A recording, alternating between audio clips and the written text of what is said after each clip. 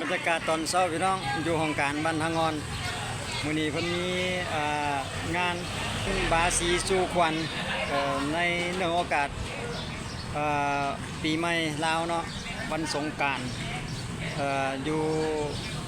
มื้อนี้ก็ถือกับวันที่12เดือน4ปี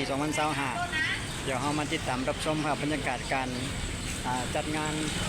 บาสีสู่ขวัญทางสปป.ลาวพี่น้องวันนี้เพิ่นจะสู่ขวัญให้แก่ให้น้องปกส.กองหลอนเขตบ้านทางงอนเฮาอยู่ในช่วงระหว่างการกะเกี่ยม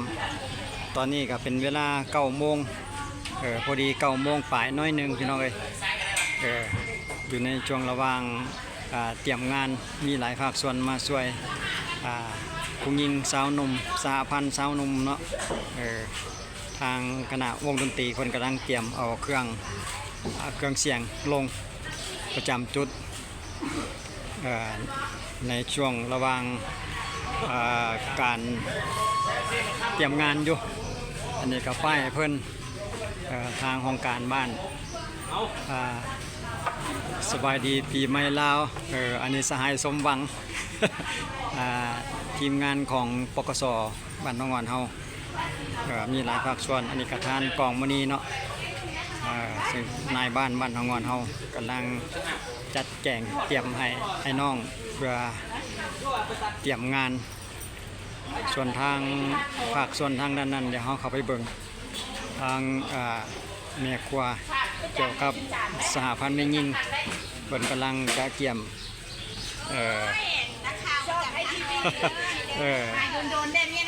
อันนี้เมียในบ้านเฮาเองเนาะนำทีมพาสมาชิกสหพันธ์แม่ยิงทางตู้เวียงก็ได้มาช่วยประกอบส่วนเพื่อเตรียมอาหารการกินโอ้หัวหน้าใหญ่กะ มาซอยประหงคือกัน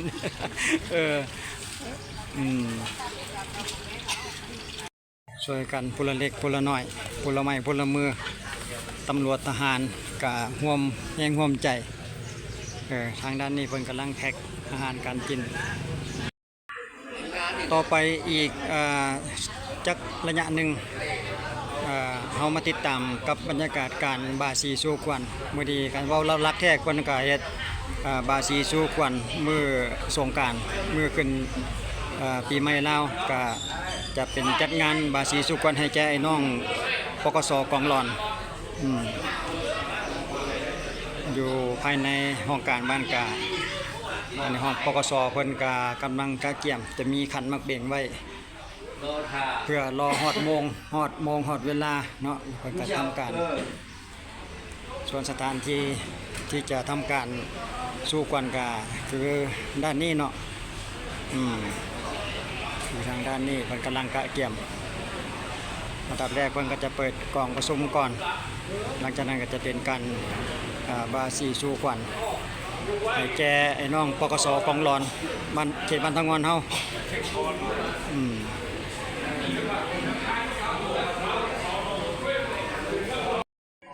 การบาสีสู่ขวัญลักษณะนี้เพิ่นก็เฮ็ดจัดขึ้นทุกปีพี่น้องสำหรับทางการจัดตั้งบ้านเนาะเพิ่นจะจัดแบบนี้ทุกปีอยู่ในช่วงระหว่างช่วงสงกรานต์ช่วงปีใหม่ลาวนี่เนาะเพิ่นจะจัดทุกปีอยู่ในก็แล้วแต่ความสะดวกบางเทื่อก็12หรือ13หรือ14แล้วแต่ละปีเนาะแต่ว่าปีนี้ถึงวันที่12เดือน4ปี2025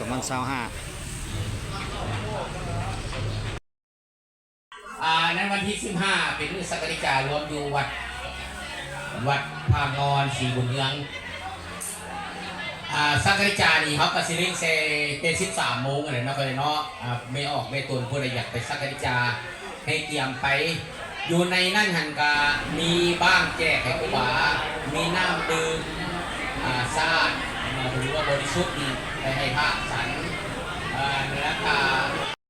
ก่อนจะเข้าพิธีสู่ขวัญเพิ่นก็ทางการจัดตั้งบ้านเพิ่นจะเปิดกล่องประชุมก่อนน้อยหนึ่งก่อนนะพี่น้องอันดับแรกเพิ่นจะเปิดกล่องประชุมหลังจากเสร็จจากเปิดกล่องประชุมแล้วจะเป็นการบาสีสู่ขวัญเป็นรายการต่อไปจุดประสงค์ในการเปิดกล่องประชุมของวันนี้คือพวกเขามีอยู่2 จุดประสงค์ใหญ่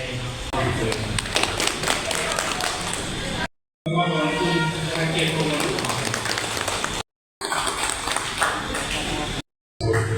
ในนอนปกโซพร้อมทั้งสมาชิกเขาคนนอกในบ้านทั้งนอก หลังจากเสร็จพิธีกองประชุมเนาะแล้วเพิ่นก็จะมอบของขวัญให้กระตาของขวัญให้ทางคันเทิงเนาะ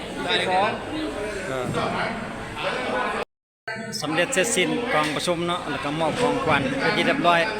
ต่อไปเพิ่นก็จะเตรียมจัดพิธีบาสีสู่ขวัญ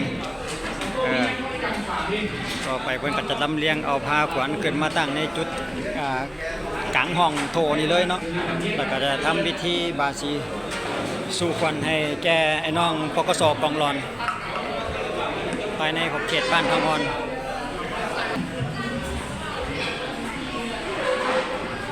อยู่ในระหว่างการประเตรียมขันหมักเบงเพื่อเตรียมพิธีสู่ขวัญต่อไปเพิ่นจะทำการเริ่มพิธีบาสีสู่ขวัญนะโมตัสสะภะคะวะโตอะระหะโตสัมมาสัมพุทธัสสะเตจันทนิเกวิมานิทิเปรติจากเมตาโรวนาคหานิเกหังวัตุหิเกเตปมาเกยันตุมีมันยอมเอาขาดในและอุกาสารัตนังกโลมาสาธุพุทธังอายุวัตนังเกสิวิตังยาวัติภานังสารนังกสามีธัมมังอายุวัตนังเกสิวิตังยาวัติภานังสารนังกสามีตุติยัมปีตาติยัมปีพุทธังอายุวัตนังเกควรทานก่อนมานี้ไปผู้เป็นหาก่อมาสามือนี้วันนี้ควรทานจริงก่อนก็โซและกันจะทำได้ไปฮอนทั้งไก่ไปหักษาบวงสางบอยู่ในจุกโลแดนก็ให้มาสามือนี้วันนี้มานำทางคนพองมานำปองคนเที่ยวมากินเต้าต้มและน้ำหวานมากินน้ำตาลและน้ำอ้อยหมอเต้าห้องจอยๆควันเจ้าให้เต้ามาควันเอ้ยควันทานลีขาพักและธนาและการจัดตั้งทุกทานขันมาหอดกลางแล้วพวกเจ้าอย่าได้นั่งส่งควันพวกเจ้ามาหอด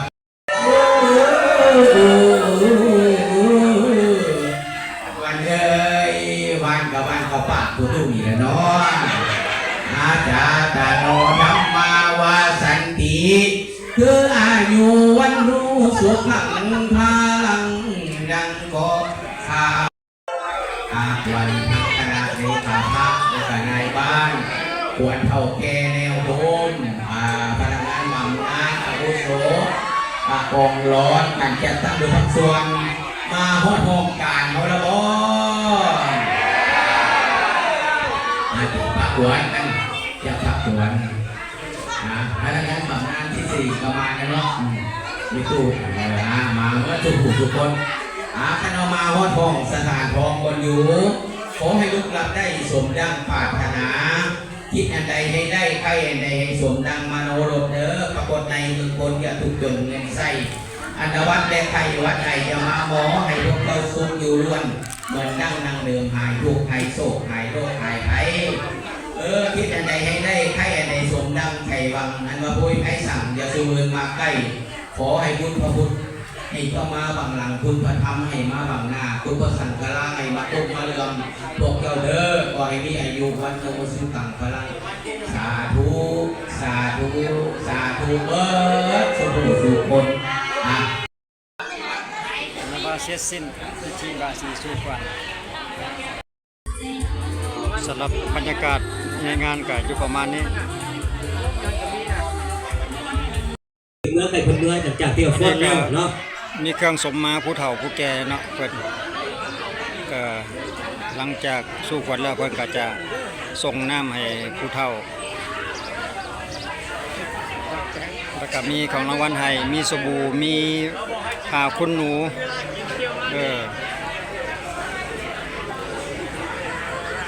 กองวันนี้เอ้ยมาเปิดพิธีก่อนเด้อ ก็จะอยู่ประมาณนี้พี่น้องประเพณีลาวแต่ดังแต่เดิมถือว่าเฮ็ดมาแบบนี้ทุกปีสำหรับโครงการบ้านท อั อน ง เด อ อน ร์เซ เฮา ต่างหน้าก็ได้เนาะผมเป็นยังเจ้า ทางบุญฉลองบุญฉลองเพิ่นก็มาร่วมในงาน คนละวงแต่สักวันเนาะหลังจากนั้นเพิ่งกินข้าวกัน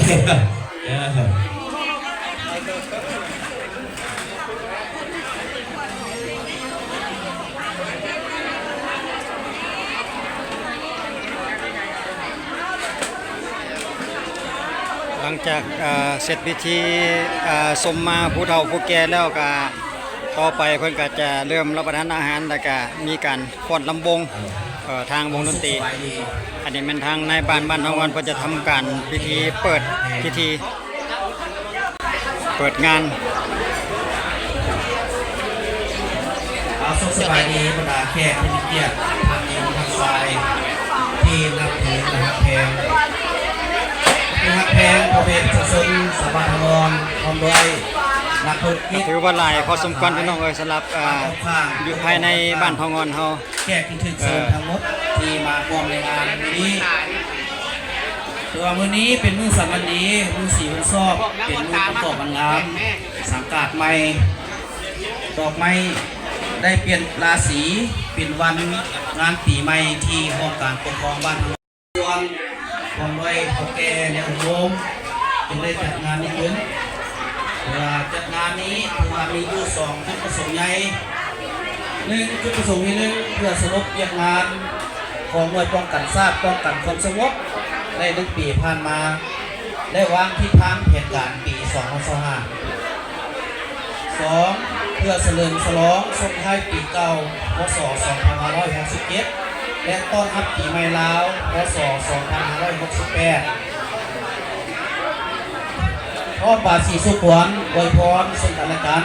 และส่งมาคารวะผู้อาวุโสผู้อายุสูงในงานวันนี้ถ้าหากขาดตกบกพร่องอันใดเนาะอาหารการกินบ่แซ่บบ่เพียงพอข้าพเจ้าขอโทษขออภัยมาณที่นี้สุดท้ายนี้ขออวยพรไซอันประเสริฐให้บรรดาท่านทุกท่านจงมีสุขภาพเข้มแข็งทั้งส่วนตัวและครอบครัวตลอดปีตลอดไปต่อไปขอเสริญบรรดาท่านรับประทานอาหารและร่วมมวลซื่นนำโอกาสจะตั้งและนักพี่น้องและทางท่านธุรกิจประสบบ้านทางเราต่อไปขอขอบใจ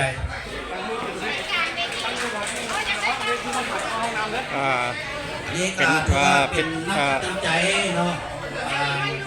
ทางขยะทางขายพิธีเปิดก็ถือว่าเรียบร้อยเนาะ พวกเราถือว่าเพื่อนได้ทำซุ้มซูถือว่าซุ้มตู้เป็นเงิน200,000 กีบและกับเบียร์น้องแก๊ส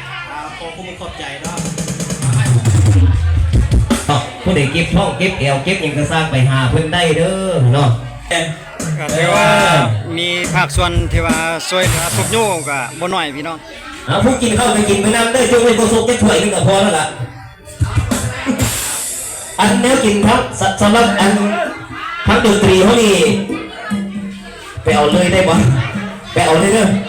ไปแต่งเอาเลยเด้อแต่บุฟเฟ่ต์เท่านี้เพิ่นว่าแล้วก็ยังมีอีกก็คือท่านนางแก้วบริษฐ์ทรงกสินก็ถือว่ามีหลายภาคส่ เพิ่ วน มอบเงิน300,000พร้อมเบียร์2 ลังเจ้าขอเชิญเอาคณะเฮาขึ้นไปเด้อคณะเฮาเจ้าคณะอยู่ในช่วงระหว่างการเป็นพิธีมอบเครื่องช่วยเหลือพี่น้องเพื่อสุขโยทางของการบ้านทองวันเฮาเนาะเจ้าเอาที่ต้นกลางกันโลกก็ได้เนาะอย่าเอาต้อนรับเด้อทั้งกอง57บ่58เนาะ58คุณมาได้ต้อนรับเด้อส่วนหลายก็เกี่ยวกับเบียร์เนาะที่ว่าเพิ่นมาช่วยเหลือส่วนหลายประเภทเบียร์กับน้ำเป๊ปซี่เนาะขอเสียงตบมือให้ทางท่านนายแก้วบริสุทธิ์สินเด้ออดีตนายบ้านมาทางวันเนาะกองทัพแพทย์เขาเด้อเพิ่นมีการของควรมาขอบใจ ปอนี่เป็นผู้อังเด้อพวกบริการก็ หลังจากเสร็จพิธีมอบของรางวัลต่างๆแล้วก็ต่อไปเพิ่นก็จะทำการกินข้าวกินน้ำแล้วก็ดื่มเพื่อฉลองในวันปีใหม่คือมื้อสงกรานต์อยู่ทางเขตบ้านทองงอนเฮาพี่น้องเอ้ยทางการจัดตั้งบ้านทองงอนเฮาจัดวันที่ 12 เดือน 4 ปี 2025ก็จะอยู่ประมาณนี้เนาะก็จะจัดขึ้นทุกๆปีสำหรับการบาสีสู่กวนภายในขอบเขตบ้านทองงอนเฮา และตอนทับปีใหม่พศ โอ้พอดีฝนตกพี่น้องเอ้ยบางหนึงหั่นน้อยหนึงเฮ็ดให้มีบรรยากาศชุ่มชื่น เขาขายเขาอยู่ใส่เดียวมาเลยไหม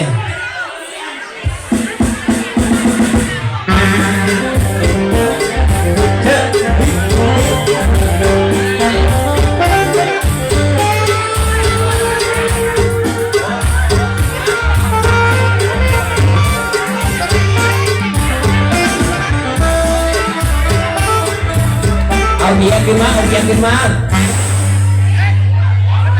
พนักงานห้องบริการเบียร์เอาเบียร์ขึ้นมาดึงแก๊สเอาขึ้นมาเลยมาโมนี่น่าดนตรีเลยวันนี้ผมว่าผักก็เต้น ภาพบรรยากาศก็จะมีประมาณนี้พี่น้องผมครบเครื่องเสียงเลย พอดีฝนตกมาใส่โอ้ย ชอบใจเด้อเทวดาฟ้าแต่ที่สวยยนต์น่าเดินมาหา เริ่มเมาไปแด่แล้วบางสหาย รางวัลที่สิบมีอีกรอบสองเด้อถ้ารอบสองในตัวไปตัวมันก็สดกับก็อยู่ด้วยกัน หามุมมวลนำกันพี่น้องปีใหม่ปี2025ก็จะอยู่ประมาณนี้เนาะสำหรับทางห้องการบ้านทางงอนเมืองไซธานีตอนหลวงเวียงจันทน์ คุณเล่นอยู่ไหนเบียร์อยู่ไหนล่ะคุณเล่นมาแล้ว